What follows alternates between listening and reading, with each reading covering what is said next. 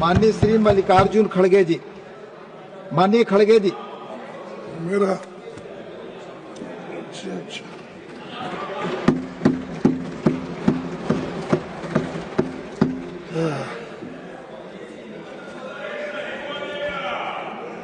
Yes.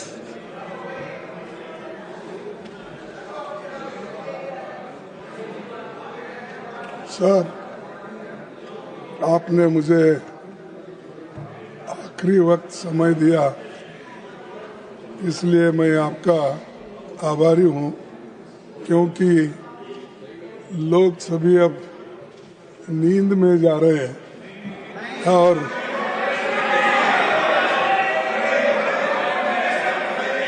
आपको सुनने के लिए उत्सुक हैं नहीं, लोग। ठीक है, नहीं तो कम से कम मोदी जी उनको बोले हैं तुम जागते रहो, तो जब हम बात करते हैं तुम जागते रहो, ठीक है। तो सर, मैं चंद बातें आपके सामने इसलिए रखना चाहता हूँ, ये बहुत बड़ा इम्पोर्टेंट कानून है, एक्ट है। इसको हम लाइटर इसमें नहीं लेना चाहिए, क्योंकि ये गरीबों से संबंधित कानून है और इसके साथ छेड़छाड़ करना अच्छा नहीं। इसीलिए मैं ये कहूँगा कि आप लोग इसको जो एक नया कानून लाकर पुराने कानून के खिलाफ जो काम कर रहे हैं, ये अच्छा नहीं, और लोग आपको सड़कों पे फिरने नहीं देंगे। सर, 204 और 14 के बीच भारत की जनता को अधिकार संपन्न बनाने वाले कई ऐतिहासिक अधिकार मिले और कानून इसी संसद में बने थे। राइट टू इंफॉर्मेशन, हमारा राइट टू इंफॉर्मेशन ये एक हक है, ये राइट है। राइट टू इंफॉर्मेशन हमने दिया था, राइट टू एजुकेशन हमने दिया था, ये सब राइट्स है। और फॉरेस्ट राइट्स एक्ट हमने दिया था, उसी के साथ फूड सिक्योरिटी एक्ट हमने दिया था, लैंड एक्विजिशन एक्ट हमने दिया था, और अरे नया लैंड एक्विजिशन एक्ट था, और इसमें मनरेगा ये प्रमुख एक्ट है। और मनरेगा ये प्रमुख एक्ट रहने से ये तो 11 साल में कोई ऐसा कानून आप नहीं बना सके। जो मैंने बोला कितने राइट्स हमने लोगों को दिया, गरीबों को दिया, बताओ आप एक कानून तो ऐसा गरीबों के फेवर में दिए हैं, राइट दिए हैं, जो राइट है वो छीन ले रहे। अब ये देखिए, ये कानून डायरेक्टिव प्रिंसिपल आर्टिकल 41 से बना हुआ है। आर्टिकल 41 क्या कहता है? ये कहता है right to work, to education and public assistance in certain cases the state shall within the limits of its economic capacity and development make a effective provision for securing the right to work, to education and public assistance in case of unemployment, old age, sickness, disablement and in other cases of undeserved want. So ये क्यों लाए गए? क्योंकि ये fundamental rights में उस वक्त नहीं डाल सके। लोग बहुत अपोज करे, इसको पैसे बहुत होना पड़ता है, इसीलिए इसको नहीं माने।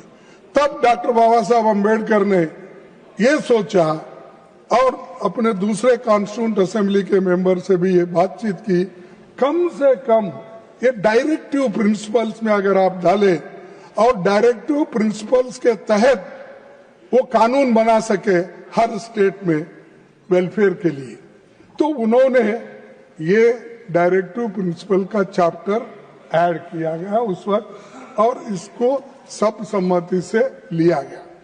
ऑन बेस्ड ऑन दिस ये नरेगा स्कीम लाया गया गरीबों के पेट भरने के लिए।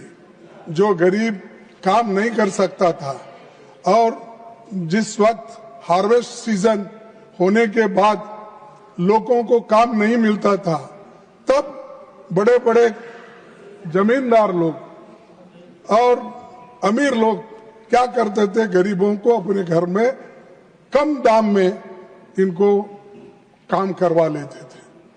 तब उनको पेट भर खाना भी नहीं मिलता था, काम भी नहीं मिलता था, उनका एश्योर्ड जॉब नहीं है।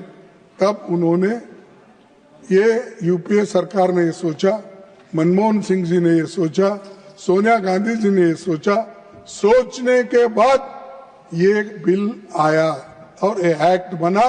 इसका सारे दुनिया में अप्रिसिएशन हुआ। एक ही जगह नहीं, मैं बताता हूं आगे कैसा हुआ, कहां हुआ। तो इसी के साथ sir, duty of the state to raise the level of nutrition, यानी फूड सिक्योरिटी के लिए बोल रहा हूं, ये आर्टिकल 47 है। तो ऐसे सब आर्टिकल्स जो डायरेक्टिव प्रिंसिपल्स में है, उसके आधार पर हम बना रहे हैं। और आज आप वो राइट्स जो दिए गए हैं, उन हकूक को, बुनियादी हकूक को छीन ले रहे हैं। और इससे आपका मंशा क्या है? गरीब लोगों को कमजोर करना, उनको एक कुचल देना और उनको स्लेवरी में डालना। जैसा वो हजारों सालों से एक गुलामी में थे, उसी तरीके से फिर से उनको गुलामी में डालने का काम इससे हो रहा है। सर, मैं ये इसलिए कहना चाहता हूं, ये चौहान साहब बैठे हैं, ये तो हमेशा गरीबी की बात करते थे और करते आए हैं, अभी भी करते होंगे, क्योंकि जरा वहां से मध्य प्रदेश से यहाँ आना जरा दूर तो हो गया, लेकिन उनके विचार भी दूर हो गए गरीबों से। तो क्योंकि ये बात मैं बोल रहा हूँ, उनके दिल में भी होगा, ये गरीबों के लिए मनरेगा अच्छा कानून है, मैं जो ला रहा हूँ ये ठीक नहीं है। उन अपने आत्म साक्षी से बोलो, आपको बोलना होगा, क्योंकि जो गलत कानून है, अगर आप लोग तरफदारी नहीं करेंगे, आप अगर उसको मजबूत नहीं करेंगे, फिर कैसा गरीब जिएगा। तो मैं आपसे निवेदन करूंगा कि इसको और मजबूत करने की कोशिश करो, इसको वीक करने का, कमजोर करने का आपके हाथ से नहीं होना, क्योंकि आप हमेशा कमजोर लोगों की बात करते हैं, महिला की बात करते हो, कौन सा लाडली बहना, कौन से स्त्रियों के, हाँ बोल के, और मामा चाचा क्या क्या के नाम उनको मिले उस वक्त। ये सब क्यों मिले? कम से कम लोग मामा मामी, ये सभी लोग काम करने के लिए इनके एक प्रेम से वो लोग कहते थे। और इन्हों भी इतना, यानी इनका विशाल हृदय है कि इन्हों, एक बार मैं देखा टीवी में कि एक किसी को पेशाब कुछ उसके मुंह में डाले थे शायद, हाँ, ट्राइबल आदि, उसको घर बुलाए, टेबल पे, सॉरी कुर्सी पे बिठाए, टॉवेल से उसके पैर पूछे, पानी डाले, सब कुछ करे, और पानी पीने का एक बाकी था, लेकिन उन्होंने वो नहीं किया उतना समझा के। तो उसलिए उन्होंने अपना कंपैशन दिखाया, करुणा ये दिखाया। लेकिन ऐसा इंसान, ऐसा मंत्री जो करुणा में और गरीबों के लिए करुणा दिखाते हैं, वो इस मनरेगा को बर्बाद कर सकते हैं। आपका कोई ना कोई मजबूरी है, वो आप बाहर नहीं निकाल रहे। नहीं तो सर, वो हमेशा हंसते रहते हैं और सबके साथ हंसते मिलते हैं, लेकिन अब यहाँ आने के बाद इतना दुखी हो गए, इतना परेशान हो गए, क्योंकि पूरा दिल्ली में आने के बाद एक तो पोल्यूशन है ही है, लेकिन शायद आपके सरकार में बहुत बड़ा पोल्यूशन है। और दूसरी चीज, ये जनता के अधिकार छीन लेने का जो काम कर रहे हैं, आपको कल के दिन ऐसा ही एक समय आएगा जिस ढंग से आप 3 कृषि काले कानून को वापस लिए, तो ऐसा एजिटेशन आपको चाहिए कि लोग आपको गड़बड़ करने से, रास्ते बंद होने से, गोलियां खाने से यही पसंद है। उसी वक्त अगर आप ये करते हैं तो लोग मजबूरन रास्ते पे आएंगे, सड़क पे आएंगे, गोलियां भी खाएंगे, लेकिन इस कानून को सपोर्ट कभी नहीं करेंगे और हम लड़ते रहेंगे। सर, मैं एक बात कहूंगा, वो शायरी तो नहीं है, मैं ये बोलूंगा कि ये जो गरीबों को जो सपना दिखा रहे हैं वो कभी पूरा नहीं होगा। इसीलिए गरीब लोग कह रहे हैं, ए तिरुचि सुनो इधर भी जरा, बुलंद वायदों की बस्तियां लेकर, बुलंद वादों की बस्तियां लेकर हम क्या करेंगे? बुलंद वादों की बस्तियां लेकर हम क्या करेंगे? हमें हमारी जमीन दे दो, हम आसमां लेकर क्या करेंगे? तो हमको हमारा हक दो, बस है, हमारा राइट्स दे दो। हम इसमें जीते हैं, लोग जी रहे हैं, और आप इस चीज को गुमराह करने की कोशिश करेंगे तो मैं आपको ये एक सुझाव दे रहा हूं कि मनरेगा को पुराने रूप में जारी रखिए और इसको आगे बढ़ाइए, इसको मजबूत करिए, तभी इसको एक विशेष जो स्थान मिलेगा, नहीं तो सभी गरीब लोग बर्बाद हो जाएंगे। सभापति जी, महात्मा गांधी जी का नाम सभी लोग लेते हैं और हम कभी महात्मा गांधी जी के बारे में अगर ज्यादा बोले तो वो लोग तो उठ के अपने पुराने लोगों के, लीडरों के नाम लेते रहते हैं। वो मैं बोलना नहीं चाहता, वो चाहे अच्छे हो, बुरे हो, कुछ भी हो, जेल में गए हो, और आज ये लोग क्या कर रहे हैं? सभापति जी, महात्मा गांधी जी ने कहा था, मैं ऐसे भारत के निर्माण के लिए कोशिश करूंगा जिसमें गरीब से गरीब आदमी भी महसूस करेंगे कि ये देश उनका है, इसमें उनकी आवाज का महत्व होगा। ये महात्मा गांधी जी ने कहा। तो ये गरीबों का आवाज है इसमें, मनरेगा एक्ट में। इसको खत्म मत कीजिए, इसको बर्बाद मत कीजिए, नहीं तो 140 करोड़ में से 50 करोड़ लोग जो इस पे निर्भर है, उनका श्राप आपको लगेगा। तो आप तो श्राप नहीं लेना चाहते हैं, इसीलिए बाहर आओ, लड़ो इसके लिए, नहीं तो आपका नाम पूरा, जितना भी आज तक आपने नाम कमाया है, वो पूरा बर्बाद हो जाएगा। तो मैं ये कहना चाहता हूं। तो सर, 27 फरवरी 2015 को अभी हमारे पिछले सारे वक्ताओं ने ये बात किया है, मैं फिर उसको रिपीट करना नहीं चाहता। फिर भी रिकॉर्ड के लिए ये मैं कहना चाहता हूं कि मोदी जी ने कहा था 27 फरवरी 2015 में, क्या कहा था? मेरी राजनीतिक सूझबूझ कहती है कि मनरेगा बंद मत करो। मनरेगा आपकी नाकामियों की जीता जागता स्मारक है। ये किसको बोले? कांग्रेस वालों को बोले। आजादी के 60 साल बाद भी लोगों को गड्ढे खोदने को भेजना पड़ रहा है। इसे मैं बंद नहीं करूंगा, इसे बचाकर रखूंगा ताकि दुनिया को दिखा सकूं कि कांग्रेस ने क्या किया। अरे साहब, नहीं, आपने ये बार बार बोला, एक बार नहीं, अनेक बार बोला और आज वो मनरेगा सही साबित हो गई और मनरेगा ही लाए। इसीलिए मैं पूरे तुम्हारे क्वेश्चन और आंसर्स जितने भी आपने इस सदन में दिए, हाँ, स्टैंडिंग कमेटी ने ये पूरे कागज लाया हूं। अगर मैं सभी चीजें मैं बताऊंगा, खुद एक ही पढ़ के मैं बोलता हूं आपको। मैं ले ही करता हूं, लेकिन कम से कम आप ले करने के बाद भी वो लेकर पढ़ते नहीं ना, इसीलिए मुश्किल है।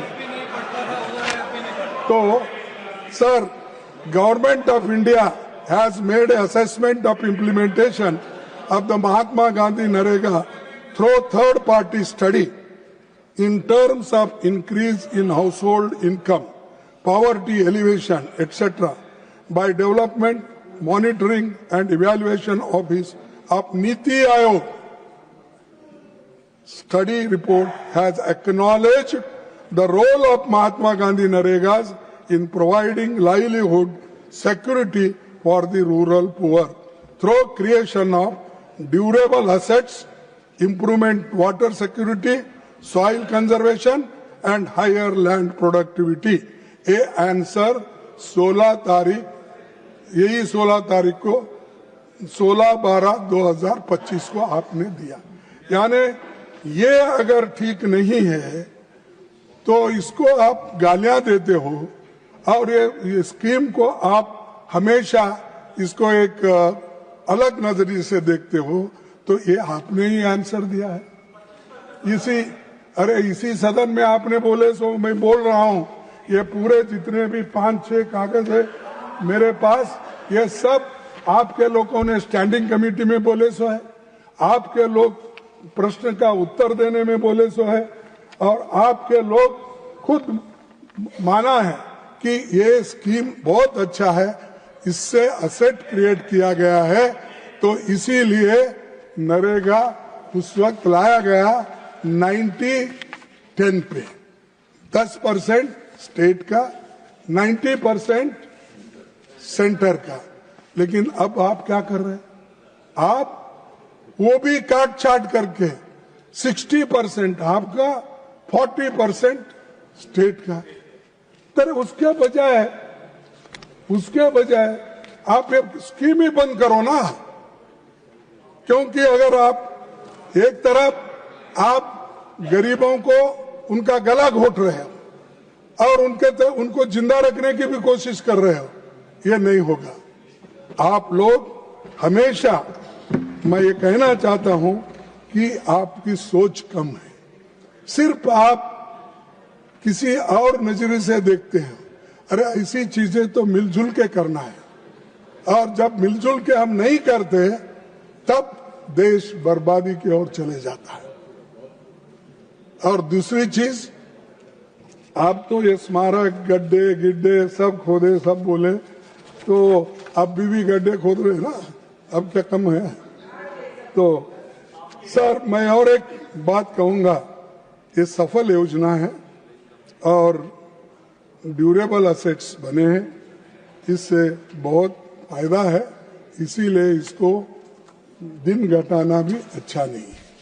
पहले तो 100 दिन का था, अब 100 दिन जाके अब 125 दिन करना चाहते। अरे जब आपके रिपोर्ट में ये लिखा है कि मैं वो पढ़ना नहीं चाहता, बहुत लंबा हो जाएगा, और आप जो समय दिए उसका भी दुरुपयोग नहीं करना चाहता, लेकिन आप जो असेट्स आज कुछ बन गए हैं, ये है मनरेगा की देन, ये है यूपी वालों की देन, ये है यूपीए सरकार की देन। तो आप जरा समझिए। और चौहान साहब, फिर एक बार सोचिए, आपको टाइम है अभी भी वापस लेने का, कानून वापस लेने का समय है अभी भी, तो आप लीजिए। और ये जो, हाँ, यस, तो ये नहीं, कई कानून वापस लिए ना, क्या अब आपकी सरकार को कुछ धक्का लगा? 3 काले कानून वापस लिए कृषि के, और ये अगर लिए आप हीरो बन जाएंगे। अब मामा के जगह मामा जी बन जाएंगे सबके। तो ये है सर, इस कानून की पड़ताल जिस समय स्टैंडिंग कमेटी ने की तो बीजेपी के नेता कल्याण सिंह की अध्यक्षता में हुई थी। क्या कहा उन्होंने? 2 अक्टूबर 2009 को नरेगा का नाम बदलकर Mahatma Gandhi national rural employment guarantee act रखा गया था। महात्मा गांधी नाम जुड़ने से इस योजना को एक मजबूत और व्यापक राष्ट्रीय पहचान मिली थी। मनरेगा महात्मा गांधी के ग्रामीण उत्थान, आत्मनिर्भरता और श्रम की गरिमा के विचारों को सम्मान देने के लिए किया गया था। गांधी जी वही हैं जिनके सम्मान में दुनिया के करीब, अब हमारे मुकुल वासनिक जी ने अपने भाषण में कहा था, मैं सुन रहा था कि G20 कंट्रीज के 20 राष्ट्राध्यक्षों ने गांधी जी के समाधि के सामने जाकर सर झुकाया। ऐसे महान महात्मा गांधी जी को आप इंसल्ट करते हैं, उनके नाम निकाल के जी राम जी, क्या राम जी, हाँ राम, तो ऐसा, हाँ जी राम जी, अरे ऐसा मत करो भाई, मुंह में राम बगल में छुरी मत रखो, मुंह में राम बगल में छुरी। गरीबों के लिए राम राम बोलते रहो, लेकिन बगल में तो उस छुरी रख के उसको आगे से पीछे से गर्दन पे छुरी रखे हो। और आप लोग ऐसे अगर काम करते गए तो आपको कोई माफ नहीं करेगा।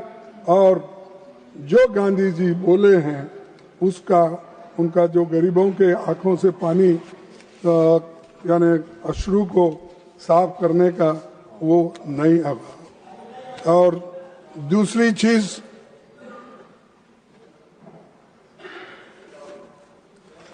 क्या हुआ? आप लोगों में गड़बड़ी हो सर।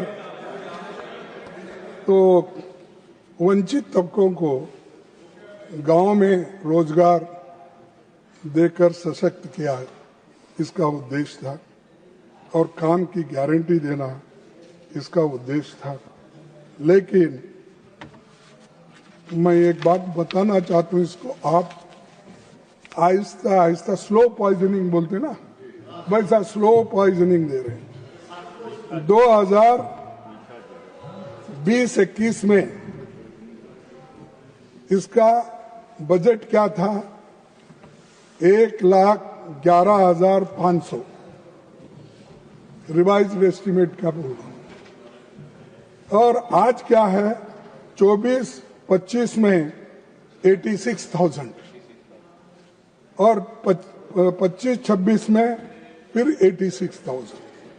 सर, अगर आपका बजट घट रहा है तो इसका अर्थ यह है कि आप इस स्कीम को ठीक ढंग से चलाना नहीं चाहते और इसको बंद करना चाहते हैं और स्लो पॉइजनिंग देकर इस स्कीम को खत्म करना चाहते हैं। और दूसरी चीज सर, मैं SC/ST परसेंटेज कितना है इनका? पहले था 23% काम मिलता था, आज 19% घटकर 19% हुआ है। और ST का 17 से घटकर 16 हुआ है। ये हमने नहीं किया, ये आपके हाथ में है ना। आप रिव्यू कर सकते हैं, आप मिलके लोगों को कह सकते हैं इधर आओ, ये काम क्यों नहीं हुआ, हमने इतने पैसे दिए फिर भी ये खर्च क्यों नहीं हो रहा, या खर्च अगर हुआ भी तो इतना काम क्यों नहीं हुआ, ये पूछने का आपका काम है। वो तो सब छोड़ दिए और अब तो सिस्टम ये लाए आप कि बफे सिस्टम का सिस्टम लाए, जो जाएगा जिसको जितना मिलेगा वो पहले खा लेगा, फिर उसके बाद पाप बेचारे जो पंक्ति में बैठते हैं उनको कुछ नहीं मिलेगा, वो घर को वैसा ही चलेगा। तो यही काम है, क्योंकि आपको पसंदीदा जो डिस्ट्रिक्ट है, आपको कौन सा स्टेट अच्छा लगता है, आपको कौन सी सरकार अच्छी लगती है, और एरिया, जिला, ये सब देखकर आप पैसे देने वाले हो। अगर किसी स्टेट से आपका कोई मिलाप नहीं है तब, और वो आपसे ठीक नहीं है, तो उनको बर्बाद करने का पूरा आपके हाथ में है। जैसा ईडी सीबीआई को लेकर आप लोगों को डराते रहे और बहुत से लोग हमारे उधर भाग गए और दूसरे लोग भी उधर आ रहे हैं, तो ये वैसा ही है कि हर स्टेट को फेडरल सिस्टम में आप डरा डरा के लोगों को कमजोर बना रहे, स्टेट को कमजोर बना रहे। फेडरल स्टेट का जो स्टेटस है उसको खत्म कर रहे। तो इसीलिए मैं कहता हूं, ऐसा गुनाह मत करो। संविधान ने जो हक दिया है उसको आप ठीक रखो। और आज फिर आपने कहा, देखो इसमें आपने जो नया कानून लाने की कोशिश जो कर रहे हैं, मैं कसम से बोलता हूँ, मेरी माँ तो मैं जब देखा नहीं उसको, उनका इंतकाल तो उसी वक्त हो गया, तो बचपन में ही मैं 6-7 साल का होगा। आपको मालूम है शायद उधर आए नहीं, तो वो रजाकार मूवमेंट में गया था। लेकिन मैं उनकी कसम खा के कहता हूं, ये कानून गरीबों के लिए अच्छा नहीं है और आप गरीबों को खत्म करना चाहते हैं। और आप ऐसा ही बोलिए।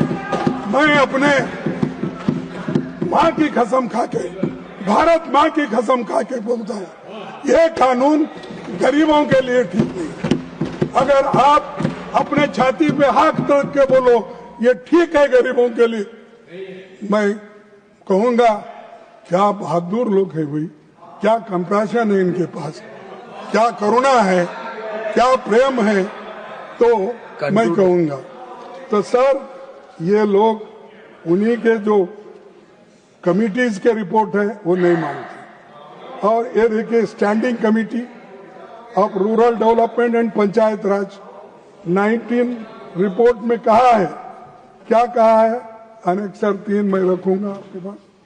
यह योजना ग्रामीण क्षेत्रों में रहने वाले गरीबों और समाज के वंचित वर्ग के लोगों के लिए रोजगार सुनिश्चित करती है। लिहाजा ये जरूरी है कि योजना के प्रभावी क्रियान्वयन, इफेक्टिव इम्प्लीमेंटेशन के लिए पर्याप्त बजटीय आवंटन किया जाए। ये पंचायत राज कमेटी का, ये स्टैंडिंग कमेटी का रिपोर्ट है। तो इसीलिए आपके रिपोर्ट को भी आप नहीं मान रहे, आपके लोगों को सलाह भी आप नहीं मान रहे। तो मेरा कहना यही है कि एक तो नरेगा के जो भी हमारे वेजेस है उसको बढ़ाना चाहिए और इसको 125 दिन बोले, कम से कम 1 से 25 दिन तो जैसा है वैसा रखिए, लेकिन कानून को हाथ मत लगाइए, उसको निकालने की बात मत करो और इसको विड्रॉ कर लो, बहुत अच्छा रहेगा। और ये तो मैं ये चाहूंगा कि ये स्टैंडिंग कमेटी को आप, सेलेक्ट कमेटी को आप रेफर कीजिए, वहाँ पूरे सलाह आ जाएंगे और लोगों को एक मालूम हो जाएगा इसमें कमियां क्या है, कितने दिन। और पहले ये था सब सिर्फ 15 गरीबों को डिमांड ड्राइवन था। ये 15 दिन के अंदर अगर कोई कहता है कि हमारे पास काम नहीं है, प्लीज काम दो, बोले तो 15 दिन में, प्लीज कंक्लूड, 15 दिन में उनको काम देने का था। अब 60 दिन हो गया, तो इसीलिए ये 60 दिन जो किए हैं ये तो गरीब को और भी नुकसान है। पूरे अमीर लोग खून चूस लेंगे क्योंकि उनको बार्गेनिंग पावर नहीं रहता लेबर को। तो इसीलिए मैं कहूंगा ये इसका आप ध्यान में रखते हुए इसको आप वापस ले लें। और एक बात मैं आपसे कहना चाहता हूँ, सरकार लोगों पर कोई सरकार लोगों पर कोई उपकार नहीं कर रही है। बल्कि ये राज्य की कानूनी जिम्मेदारी है जिसे आप राम राम करना चाहते हो, आप बाय बाय करना चाहते हो, Ram Ram. Please conclude Kharge ji, please conclude. क्या साहब,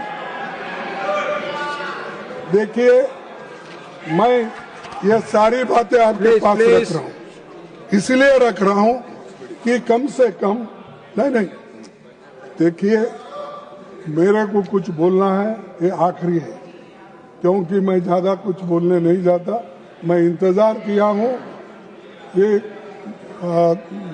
11 बजे तक, 11:30 बजे तक इंतजार इसलिए किया कि इसमें कुछ बदलाव हो जाए, उनको कोई ज्ञान मिले, इसके लिए मैं ये बात कर रहा हूं। सर, इसको 150 दिन देने की बात थी, वो तो नहीं हुआ।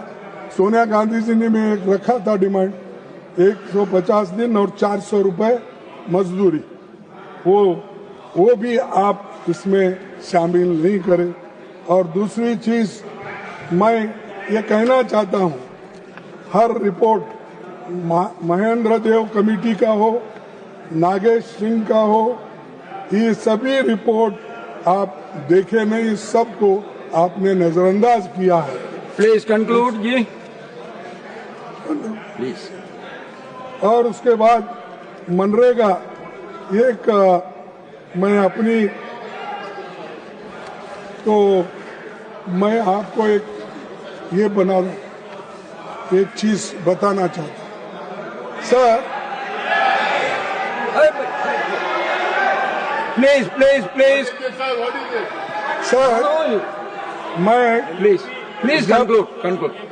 लेबर मिनिस्टर था, आई एम कंट्रोलिंग, प्लीज। तो international Kharge ji please labour organisation का कॉन्फ्रेंसेस जिनेवा में होते थे और G20 कंट्रीज के सभी मिनिस्टर्स वहां पर, प्रधानमंत्री भी आते थे कभी, तो इसलिए मैं एक 7-8 कंट्रीज को गया था, Africa, Turkey, Germany, Japan, Italy, USA, UK, Brazil, China. Please conclude sir, no, ये कंट्रीज में all the time is over, the allotted time is over, already I have given you more than 7.5 minutes extra. Please को उन्होंने माना और उसकी प्रशंसा की, ये बात बोल रहा हूँ। Please conclude. अब जो प्रशंसा ये देशों ने की और उसको आप खत्म कर रहे हैं और बोल रहे हैं मुझे कि ये क्या कर रहे हैं। प्लीज no, अरे ये तो see, your party time is over, your time is over, please conclude. No, my time is sir 25 minutes. It is 33.0. अच्छा ठीक है, Please conclude. एक minute, You take one more minute and conclude, please. Sir 2-3 minute में खत्म करता हूं। Sir, Nobel laureate Amartya Sen ने कहा था कि MNREGA reaches out to the people and gives them income, it is an enhancer of capability, it enhances their self respect and participation in life and community. ये हमारे नोबल ल्यूरेट्स के वर्ड है और ये जाने माने इकोनॉमिस्ट है। उसके बाद में और एक नोबल लोरेट जोसेफ ने कहा, the single most innovative programme from India, lesson for the whole world, it was that programme MNREGA, he also said. और इतने लोग प्रशंसा किए, फिर भी आपके समझ में नहीं आ रहा इसको रिटेन। Please now conclude. इसीलिए Kharge ji please now conclude, please. I am concluding sir, please. with 2-3 words, 2-3, one page is there, some points. Already 10 minutes over. Okay, go, please. The state Conclude fast. The state shall, within the limits of its economic capacity, जो मैं यहाँ पढ़ के बताया आपको, उसी के तहत ये कहना है मुझे कि इतने होने के बावजूद भी इतने लोग अप्रिशिएट करने के बावजूद अगर आप इसको निकालना चाहते हैं तो आप एक तो महात्मा गांधी जी को भी खत्म करना चाहते हैं, गरीबों को खत्म करना चाहते हैं, दलितों को खत्म करना चाहते हैं। इसलिए मैं डिमांड करता हूं कि आप ये कानून वापस लो और आप ये सेलेक्ट कमेटी को भेजिए और सभी लोग इसमें पार्टिसिपेट करेंगे, सभी लोग इसमें अपना Now, Shri Shiran Singh Chauhan ji to reply the discussion.